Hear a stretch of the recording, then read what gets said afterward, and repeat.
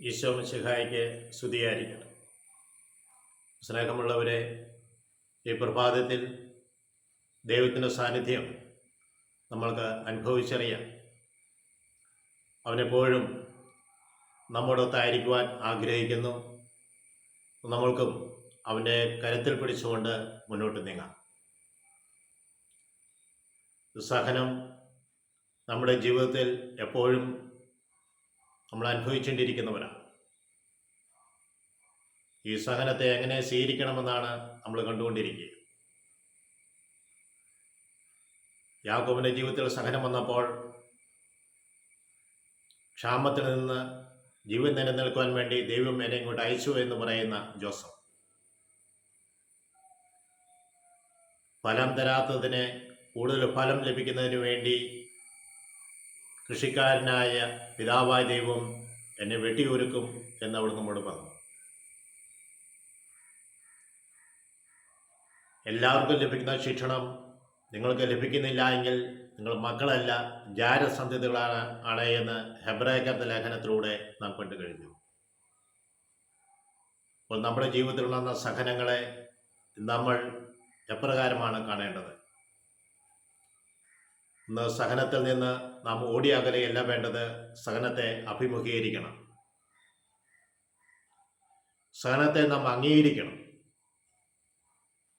ഈ സഹനങ്ങൾ ഞാൻ ചുമന്നുകൊണ്ട് നടക്കുകയല്ല വേണ്ടത്, പിന്നെയോ സഹനം വഹിക്കുവാൻ കഴിവുള്ളവൻ, എൻ്റെ ഭാരം കുറയ്ക്കുന്നവൻ എൻ്റെ അടുത്തുണ്ട്. ഈശോയുടെ പക്കലേക്ക് എൻ്റെ ഭാരത്തെ ഞാൻ വിട്ടുകൊടുക്കണം. Praise Lord. ലൂക്കായുടെ സുവിശേഷം 9-ാം അധ്യായം 23-ാം തിരുവചനത്തിൽ ഈശോ ഇങ്ങനെ പറയുന്നുണ്ട്. അവൻ എല്ലാവരോടുമായി പറഞ്ഞു, ആരെങ്കിലും എന്നെ അനുഗമിക്കുവാൻ ആഗ്രഹിക്കുന്നുവെങ്കിൽ അവൻ തന്നെ പരിത്യജിച്ച് അനുദിനം തൻ്റെ കുരിശും എടുത്തുകൊണ്ട് എൻ്റെ പിന്നാലെ വരട്ടെ. Praise Lord.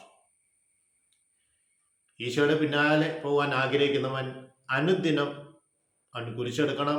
അവൻ തന്നെ പരിത്യജിക്കണം.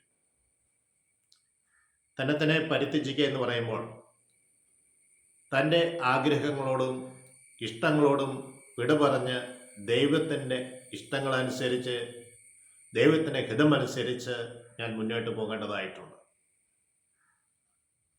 ഒരുപക്ഷെ ദൈവം ഞങ്ങളുടെ വ്യക്തിപരമായി സംസാരിച്ചെന്നിരിക്കും. നിൻ്റെ ഭക്ഷണ രീതികൾ, വസ്ത്രങ്ങൾ, ഞാൻ ഉപയോഗിക്കുന്ന വാനിറ്റി ബാഗ്, നിൻ്റെ ചെരുപ്പ്, നിൻ്റെ ആഭരണങ്ങൾ, അങ്ങനെ പലതും ദൈവം നിന്നോട് നേരിട്ട് സംസാരിക്കും. നീ അതൊക്കെ ഉപേക്ഷിക്കണം. ഒരു സഹോദരൻ പറഞ്ഞ വാക്കുകൾ ഞാൻ ഓർക്കുന്നുണ്ട്. അവൻ നബികന അനുഭവത്തിലൂടെ വന്നപ്പോൾ വില കൂടിയ ചെരുപ്പാണ് അവൻ ഉപയോഗിച്ചിരുന്നത്.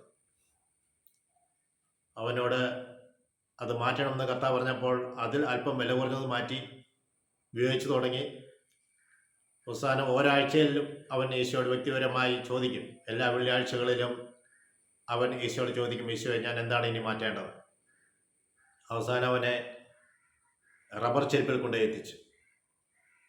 അവൻ വില കൂടിയ വസ്ത്രങ്ങളാണ് ധരിച്ചിരുന്നത്. ഒരാഴ്ചയിലും കർത്താവ് മാറ്റാൻ പറയുമ്പോൾ ഓരോന്നും അവൻ മാറ്റിക്കൊണ്ടിരുന്നു. അവസാനം 35 രൂപയ്ക്ക് കിട്ടുന്ന കതർ ഷർട്ടിൽ അവൻ പോയി നിന്നു. കാരണം ഇതിൽ വില കുറഞ്ഞത് ഇനി കിട്ടാനില്ല. തയ്ച്ച് കിട്ടും 35 രൂപയ്ക്ക്.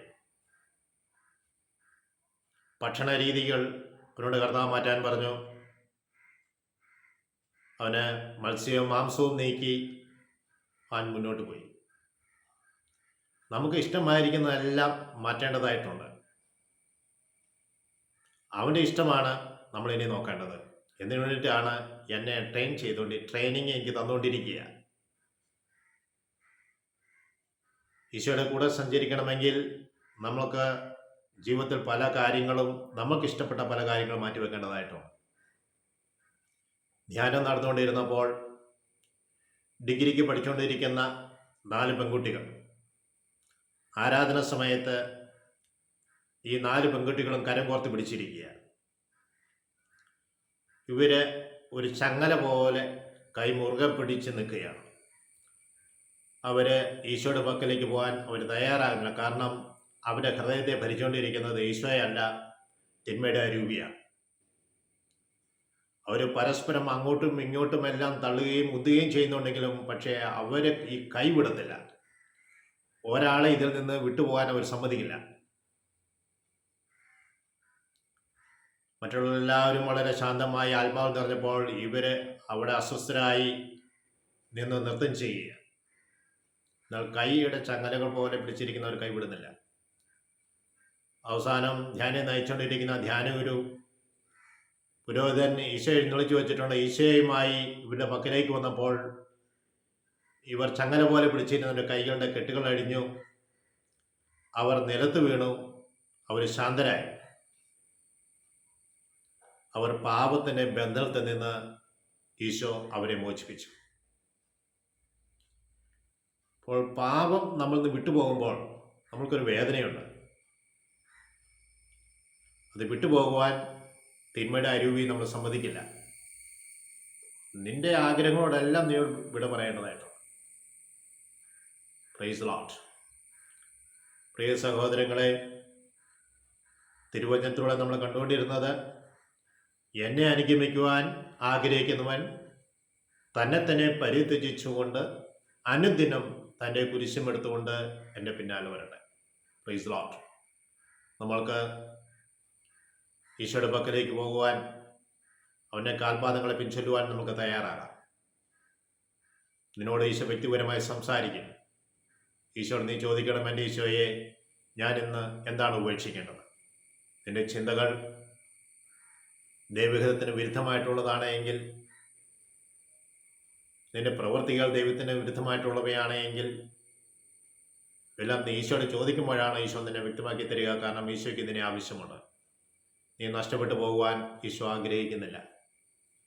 എന്നെ ശ്രമിച്ചുകൊണ്ടിരിക്കുന്ന മാതാപിതാക്കളെ, സഹോദരങ്ങളെ, നിങ്ങളെയും ഇതുപോലെ തന്നെ നിങ്ങൾ അറിയുന്ന ബന്ധനത്തിലായിരിക്കുന്ന അനേകം മക്കളെയും ദൈവസന്നിധിയിലേക്കൊന്ന് ഉയർത്താം.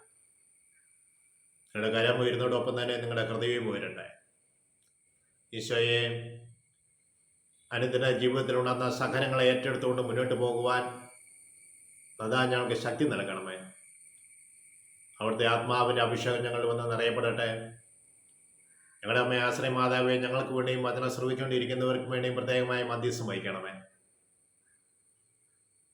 ഞങ്ങളുടെ ആശ്രയ മാതാവെ, നമ്മുടെ കാപ്പയിൽ നമ്മുടെ യുവതി യുവാക്കളെ പ്രത്യേകമായി പൊതിഞ്ഞ് സംരക്ഷിക്കണമേ. പിതാവും പുത്രനും പരിശുദ്ധാത്മാവുമായ സർവേശ്വര, ഇപ്പോഴും എപ്പോഴും എന്നേക്കും. ആമേൻ.